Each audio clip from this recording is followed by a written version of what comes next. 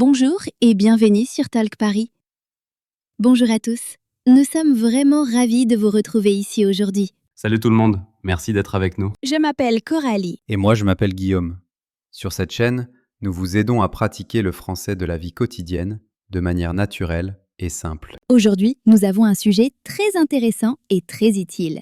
Nous allons apprendre comment parler de vos projets pour l'année 2026 en français. Oui, 2026 arrive très bientôt. Il ne reste que quelques jours, donc c'est le moment parfait pour en parler. C'est un sujet très important parce que nous avons tous des rêves, des objectifs et des projets pour la nouvelle année, n'est-ce pas? Exactement. Et en français, il existe plusieurs façons différentes de parler de ces projets futurs.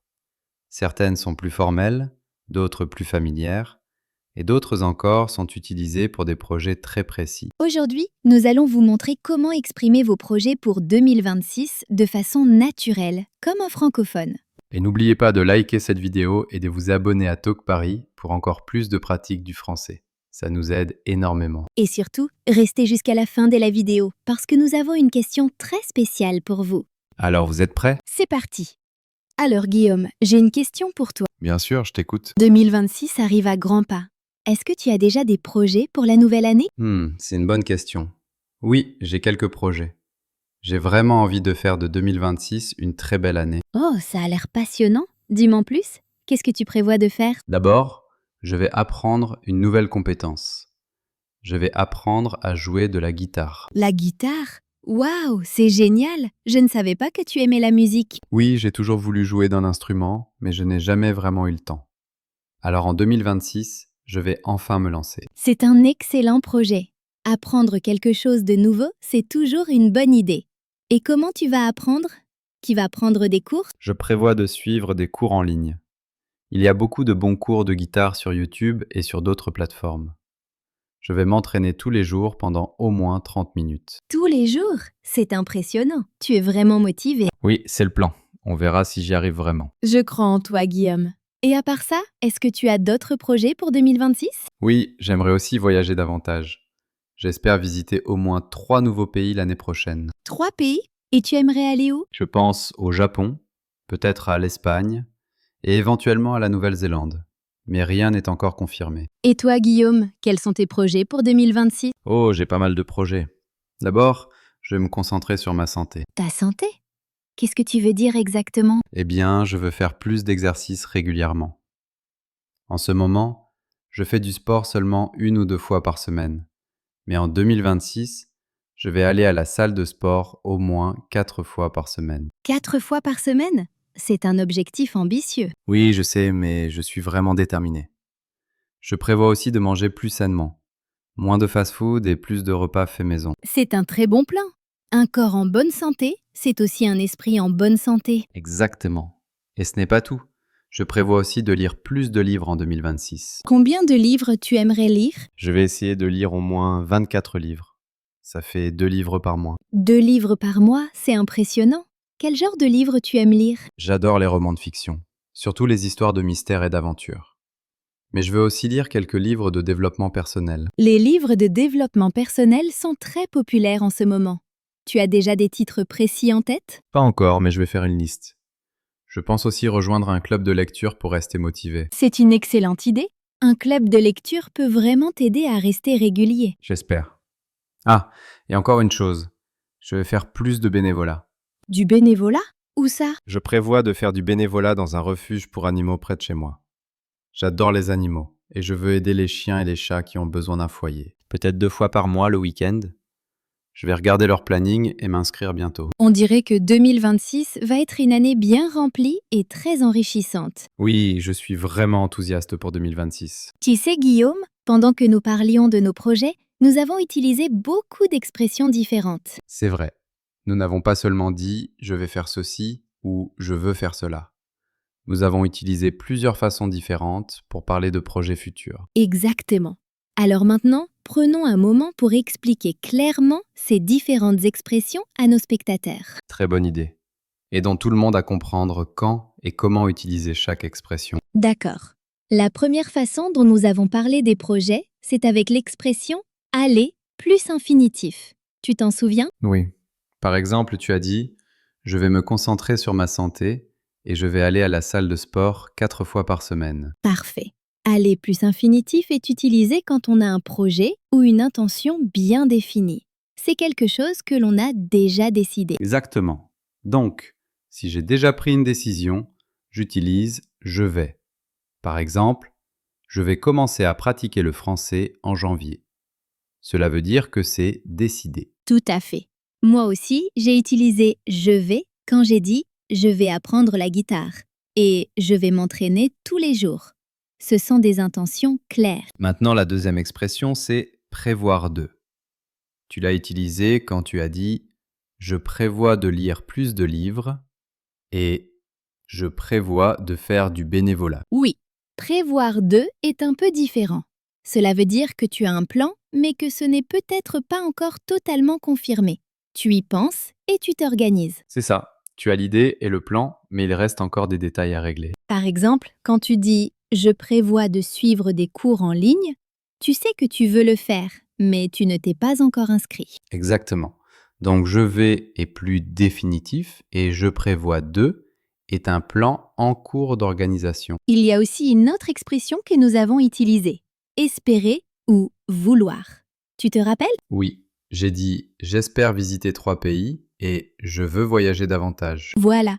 Espérer et vouloir servent à parler de désir ou de souhait. Ce sont des choses que l'on aimerait faire, mais qui ne sont pas certaines. C'est plutôt comme un rêve ou une envie. Exactement.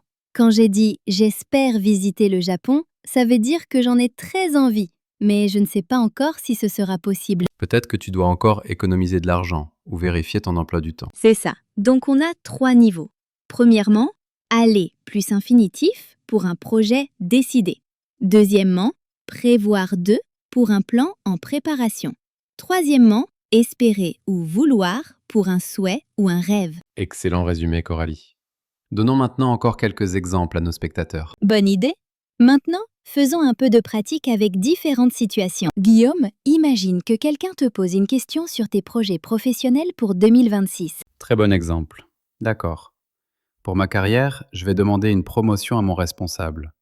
J'ai beaucoup travaillé et je pense que je la mérite. Là, tu utilises « je vais », donc c'est une décision claire. Oui, j'ai déjà décidé. Je vais le faire en janvier. Mais je prévois aussi de suivre une formation professionnelle pour améliorer mes compétences. Donc, tu n'as pas encore commencé cette formation. Non, pas encore.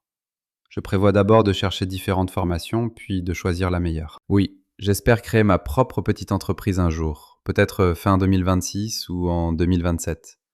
C'est quelque chose que j'aimerais vraiment faire. Excellent exemple. Tu viens d'utiliser les 3 formes différentes. Maintenant, essayons une autre situation.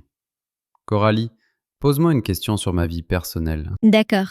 Guillaume, est-ce que tu as des projets personnels pour 2026? Par exemple avec ta famille, tes amis ou tes loisirs? Oui. Je vais passer plus de temps de qualité avec ma famille. Nous sommes tous très occupés, alors j'ai décidé de dîner avec eux au moins 2 fois par mois. C'est très bien. C'est un projet clair avec « je vais ». J'y pense. Peut-être que je vais commencer par regarder des tutoriels en ligne. Et j'espère préparer un gâteau délicieux pour l'anniversaire de ma mère en mars. Un gâteau? C'est ambitieux. Je suis sûre qu'il sera très bon. Très bonne idée. Apprenons-leur comment demander naturellement quels sont les projets de quelqu'un. La question la plus simple est: quels sont tes projets pour 2026? Oui, c'est une question très naturelle. On peut aussi dire « Est-ce que tu as des projets pour la nouvelle année ?» Ou être plus précis, par exemple, est-ce que tu prévois de faire quelque chose de spécial en 2026? On peut aussi poser des questions sur un domaine précis, comme « Est-ce que tu as des projets de voyage ?» ou « Est-ce que tu prévois d'apprendre quelque chose de nouveau ?» Exactement. Maintenant, faisons un peu de pratique avec des questions et des réponses. Guillaume, je vais te poser une question et tu réponds. Tu es prêt? Prêt? Guillaume, est-ce que tu prévois de faire des changements dans ta vie en 2026? Oui. Je vais être plus organisé. Je prévois d'utiliser un agenda pour suivre mes objectifs et mes activités. Très bonne réponse. À mon tour maintenant. Pose-moi une question. D'accord. Coralie, est-ce que tu as des projets de voyage pour 2026? Oui, en fait. J'espère prendre 2 semaines de vacances en été. Je pense aller en Italie ou en Grèce. Je suis encore en train de décider. Parfait. Tu vois comme ça sonne naturel? Essayons encore quelques exemples. Guillaume, qu'est-ce que tu espères accomplir en 2026? J'espère être en meilleure santé et plus heureux. Je veux mieux équilibrer mon travail et ma vie personnelle. Et je prévois aussi de me lever plus tôt chaque jour. Plus tôt? Vraiment? Oui, je vais essayer de me lever à 6 heures du matin au lieu de 8 heures. Je veux avoir plus de temps le matin. Ça va être difficile pour toi. Tu aimes dormir. Je sais. Mais je suis déterminé. Je pense que si je me lève plus tôt, je serai plus productif. Très bien. Maintenant, chers spectateurs, c'est à vous de réfléchir à vos propres réponses. Nous vous poserons la question à la fin.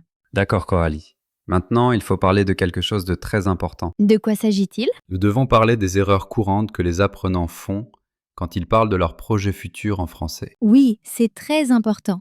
Beaucoup d'apprenants se trompent et se sentent confus. Exactement. Aidons-les à éviter ces erreurs.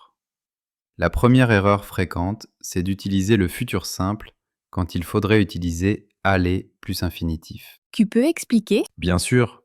Par exemple, certains disent « j'irai à la salle de sport demain », alors qu'ils ont déjà décidé avant. Dans ce cas, il est plus naturel de dire « je vais aller à la salle de sport demain ». Quelle est la différence? Le futur simple est souvent utilisé pour une décision prise au moment où l'on parle ou pour une prédiction. Mais aller plus infinitif est utilisé pour un projet déjà décidé. Par exemple, si j'ai décidé hier d'aller à la salle demain, je dis « je vais y aller ». Exactement. Mais si quelqu'un me demande maintenant « tu veux déjeuner avec moi ?» et que je décide sur le moment, je peux dire « d'accord, je déjeunerai avec toi ». Je comprends. Donc le futur simple, c'est souvent spontané ou pour des prédictions. Oui, comme « je pense qu'il fera beau demain » ou « je pense que 2026 sera une très bonne année ». Quelle est une autre erreur courante? Une autre erreur fréquente, c'est d'oublier de après certaines expressions comme prévoir de, espérer ou vouloir. Oui, j'ai déjà entendu ça. Par exemple, dire je prévois apprendre le français, c'est incorrect. La bonne phrase est je prévois d'apprendre le français. Ou dire je veux visiter le Japon et non je veux visiter Japon. Exactement. Ce petit mot est très important. Et l'ordre des mots? Oui, parfois les apprenants se trompent aussi sur l'ordre des mots. La structure est sujet plus verbe plus expression plus infinitif. Tu peux donner un exemple? Bien sûr. Incorrect, je à la salle, aller, vais. Correct, je vais aller à la salle de sport. Oui, la première phrase ne sonne vraiment pas naturelle. Une autre erreur, c'est d'utiliser la mauvaise forme du verbe après ces expressions. Par exemple, dire je vais étudiant au lieu de je vais étudier. Exactement. Après je vais, je prévois de ou j'espère, on utilise toujours l'infinitif. Parfait. Maintenant, enseignons aussi du vocabulaire utile lié au projet et aux objectifs. Très bonne idée. Commençons par le mot résolution. Une résolution, c'est une décision ferme, souvent prise au début de l'année. On parle de résolution du nouvel an. Par exemple, ma résolution pour 2026 est de faire plus de sport. Un autre mot important est objectif. C'est quelque chose que l'on veut atteindre. Par exemple, mon objectif est de parler français couramment. On a aussi but, qui est très proche de objectif. Oui. Et un mot un peu plus formel est avoir l'intention de. Par exemple, j'ai l'intention de voyager davantage l'année prochaine. On peut aussi utiliser des adjectifs pour parler de ses projets. Si ton projet est très sérieux, tu peux dire « Je suis déterminé à ». J'en vais vispo. J'envisage de. Je mets pas. Une autre expression très utile est « j'ai hâte de ». Elle montre que tu es impatient ou enthousiaste. Attention, après j'ai hâte de, on utilise l'infinitif. Maintenant, montrons une conversation complète et naturelle sur les projets pour 2026. Très bonne idée. Imaginons que nous nous retrouvions après ne pas nous être vus depuis longtemps. Salut Guillaume! Presque 2026 déjà. Ça fait longtemps. Comment tu vas? Salut Coralie, je vais très bien, merci. C'est fou comme le temps passe. Alors, t'as des projets pour 2026? Oui, je suis très motivée. Je vais faire quelques grands changements. Ah oui? Lesquels? D'abord, je vais voyager davantage.